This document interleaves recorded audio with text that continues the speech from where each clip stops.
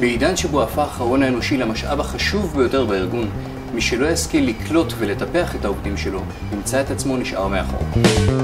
מנהל משאבי אנוש הופך לשחקן מפתח במגרש הארגוני. עליו להתמודד עם שינויים דחופים ולהבטיח שאלו לא יפגעו בתפקוד ובכושר התחרותי של ארגון במשק. על כן, נדרש מנהל משאבי אנוש להפוך לשותף אסטרטגי פעיל, ליישם את האסטרטגיה הארגונית בניהול המשאב האנושי, לזהות הזדמנויות בתוך ומחוץ לארגון, ולהיות כוח מוביל בצמרת הניהולית. השאיפה למצוינות ומובילות עסקית דורשת מכולנו להיות תמיד עם היד על הדופק. שיתוף הדדי מחייב אותנו להיות חלק פעיל בהעברת וקבלת ידע עדכני. פורטל HRS הפך עם השנים לבית חם לכל העוסקים בתחום, ומציף את כל הנושאים על סדר היום הנוגעים בכל אחת ואחת מכם.